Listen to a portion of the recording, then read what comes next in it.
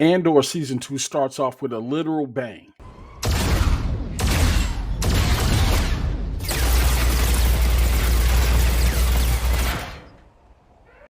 But right before we get into this deep dive of the episode and the reaction videos, go ahead and hit that like and subscribe button so I can keep giving you these reactions and recipes throughout the entire season.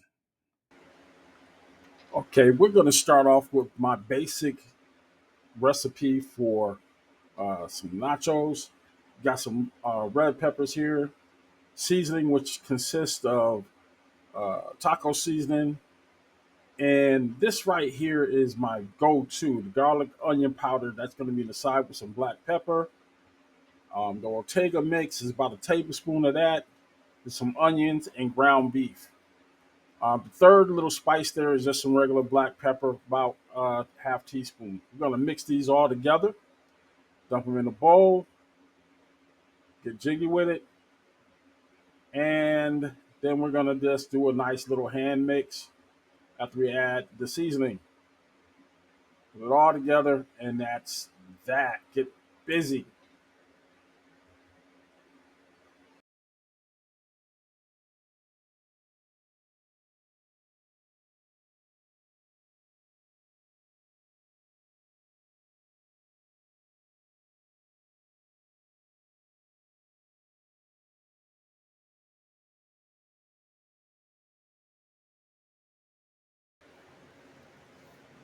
Now, my cheese sauce is really straightforward. First, we're going to go with our 4 slices of American and Swiss cheese with some heavy cream, some butter, and then I got another cheese mixture and about a half a cup of that, which is like Gouda and three cheddar cheese blends. Then I got the garlic bread seasonings from Spice World, definitely a must-have. All we're gonna do is put that to the side and dump everything into a pot. Go ahead and put your heavy cream in, your butter, your slices of cheese there. Just drop that in there, and then your cheese mixture. This is going to be very, very gooey. Now, go ahead. My little secret special trick is that garlic bread seasoning. I like to go heavy on it, and you get that over to a stove, and that's that.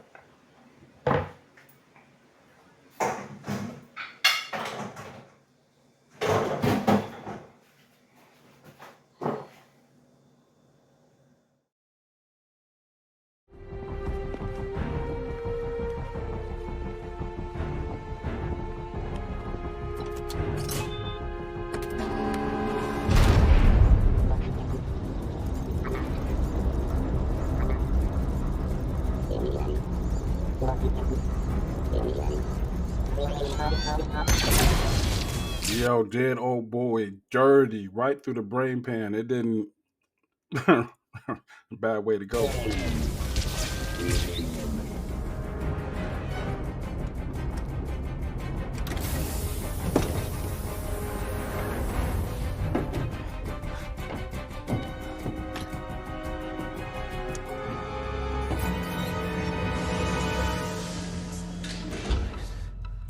And it was at this moment when he realized he effed up.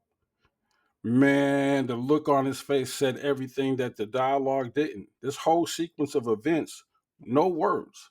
And I'm all in.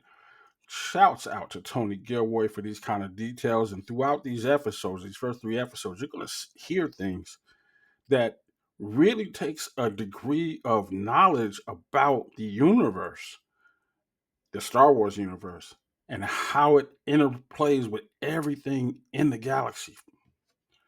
Absolutely amazing storytelling.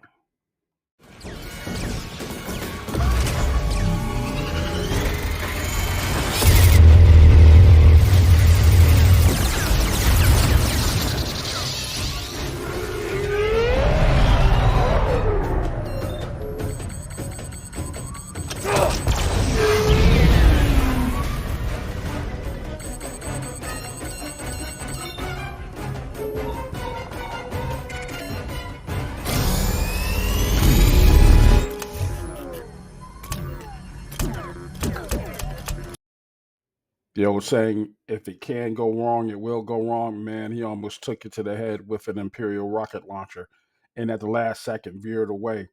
This was intense.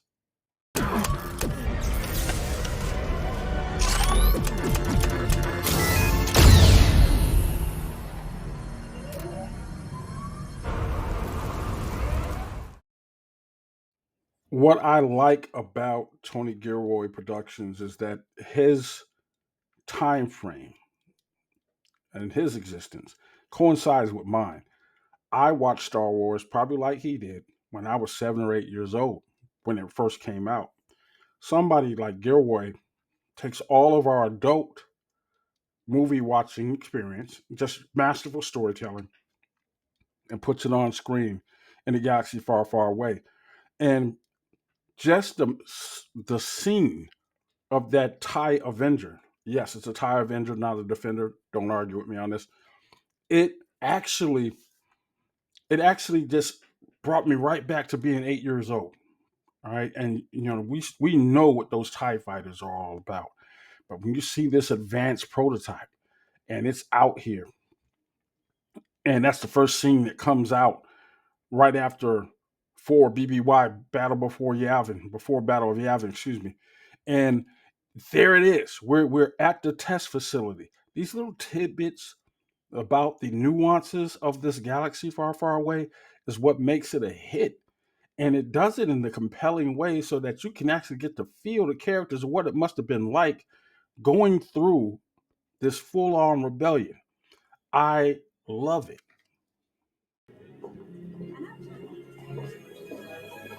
There you are.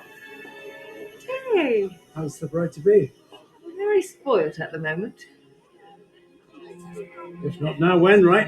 I suppose. We're having lunch on the terrace. You'll see for yourself. Mon, I was hoping for a chance to speak. I'm afraid I'm a bit of a blur right now. But I know you left word. I saw your message. It's just, that's quite the production. Is there something urgent? No, just looking to catch up. I'll find you later. Well, something to look forward to.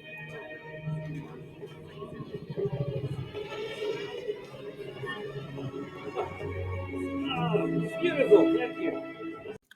And that right there is the look of somebody who is about to line you up. What I want everybody to understand is that we're looking at in this series all shades of gray, right? Here is Mon Mothma. In all the iterations of Star Wars, Mon Mothma has always been this ethereal figure, this resolute, uh, undiminished, unsullied leader of people, grace, class. And what you find out in this series is that she's very human and she is very, very much the rebel.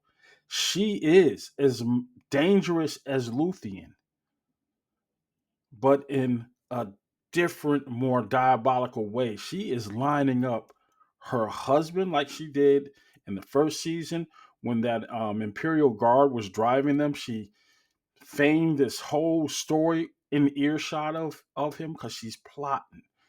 She's covering her behind. There are scenes in this episode where her rebel tendencies comes out even in her family's dialogue with her daughter. Daughter's crying, and I don't think I'm gonna go ahead and look at that scene right now, but she's sitting there crying, her eyes out, and right before they walk down the aisle, so to speak, mom is having a mom moment. Mom is having a mom moment. And she's trying to tell her daughter she doesn't have to go through with this thing. She's speaking from experience. She's in a loveless marriage, or an arranged marriage because of their traditions. And she's telling her daughter to do something and be remembered for it. But mom's daughter, has just drank the Kool-Aid all her life. And this is what is expected of her. She literally took that advice and threw it back in mom's face, saying that I wish you were drunk. And it was cold blooded. And that's the last time I think you're going to see their relationship uh, as a mother-daughter relationship. At this point, her daughter is very much a product of the empire. This scene is the personification of everything that we think is No wrong with notes, our government, that a select few make no records. decisions over an entire None of you were populace. here. In this Nobody discussion, puts this we're in their talking about the calendar. elimination of millions of All people, and only service these and people in this transport room are going to droids know will about be it. The data droids are going to wiped be wiped, once we're done. and your superiors, if they're not in this room, they don't Your need to know. colleagues, They want superiors, you. And these are the people if who they're are not in making the this room, decisions. And it has so many they're not implications cleared for the and what's going on project. in our political world today Colonel that Yavin I think a and lot of people are Batar, taking this all senior serious enough to commanders look at it will be objectively. notified Like, man, by the if this Emperor is this really how at the government time of works? his Oh, choosing. you better believe it. Now, the group in this room is of this moment the tightest of closed circles. Any security violation will be brought to the Emperor's personal attention. Doctor? Deep substrate foliated calcite. Calcite. Synthetic calcite. Calcite alternatives. Calcite substitutes. I mean, the amount of time spent pondering this grubby little bit of rock is sadly astonishing. Now, we've promised delivery in 3 years. That delivery is dependent on some version of Gorman calcite to coat the reactor lenses. Now, should we fail to find any alternatives, we will have to control Gorman with a hand firm enough to silence any resistance. And you've been selected to help plan for that possibility. Now, we've established a couple things right here. First, Ambassador or Director Krennic is out of his damn mind. He is bougie evil. I just like, yo, how do you just get so caught up in your mission that 800,000 lives don't mean that much? Because I still have to have heat resistant lenses so that when I fry these planets, everything is going to stay put, stay together. And there's also another element in this room that's kind of, low key under, understated. It's the humanization of evil men. These are men in service to a greater evil, the empire, right? However, the questions that come up, it shows that they still got a little bit of humanity left in them. I like to think of this whole series as micro and macro genocide. And then what I mean by that? Okay, well, the empire kills on massive scales. It eats. And that's all it does. It eats to a goal. Now, ultimately, the goal was to have dominance, control of the whole empire. The emperor himself wants an unlimited power source. Unlimited power. Remember that? Unlimited power. Yeah, when he got rid of my man Mace. Whew. Anyway, but global power for all people. That's the premise. That's what they're selling. However, 800,000 lives, 9 cities, possibly a cracked planet, and just a couple of eggs getting cracked. Sometimes you gotta crack a couple of eggs to make breakfast, right? Yeah. Then you have the opposite of that coin, which is the rebels. The rebels, they're not into killing on great scales, but they will shoot you in the face. And as we saw in the first season, Bix's boyfriend, well, he got killed after being a snitch.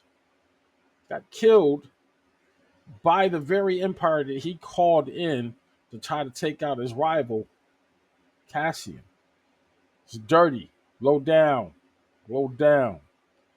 And as we're going to see also, the very first scene of the first season, hey, stuff happens. There was no empire or great battle being discussed in that alley. No, some cops just messed with this dude on the wrong night, and one of them got killed by accident. And Cassian didn't have an accident shooting that other guy in the face. That wasn't for a greater cause. That's just something he did. Remember that.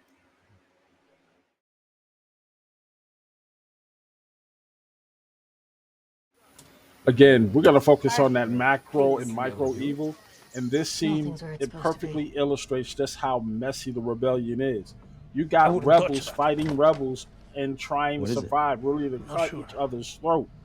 What is No that? one believes anybody. No clue. It's disorganized. It's So how did chaotic. you get here? Meanwhile, I the guess it's my lucky Empire day. has got its ish You think this is together funny? so much that they're Listen, having there boardroom meetings is no discussing manual, how okay? to Hey, silence we're trying to an focus. entire planet while we strip it dry of Calicite. Cassian, on the other side of the galaxy, stuck on a planet with some trigger happy rebels who seem to think that, hey, he might be a rebel, he might be an Imperial pilot. Yep, yeah, when he's wearing an Imperial uniform, he's got to be an Imperial pilot, and he's got this hot jalopy, which is this TIE Fighter Avenger prototype.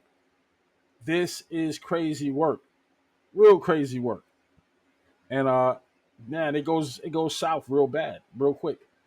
The thing about this scene that this makes it all human is that in desperate times, desperate people do desperate stuff. And I just cannot get enough of this show. And it's showing these human and not so honorable sides of the rebellion. Now, here's a finished look of my bowl of nachos that I made for this episode. We're going to go ahead and run a different recipe back on the next episode we cover. Make sure you hit the like and subscribe button. The nachos, they were all right, but really, I got all of my ingredients from Aldi, and I think the Aldi brand of taco seasoning that I put in the mix tastes a lot better. The Ortega is just a little bit bland. It doesn't have that zing to it. So make sure you pick up all of the ingredients from Aldi like I did. I'm going to eventually try to get some sponsorship from them because I'm going to start cooking everything on these episodes are going to be coming from that store so you can follow along and chime in. Let me know what you think about the video, the content, in the comments. I will talk to you soon. Make sure you hit that like and subscribe button. Thank you for joining us.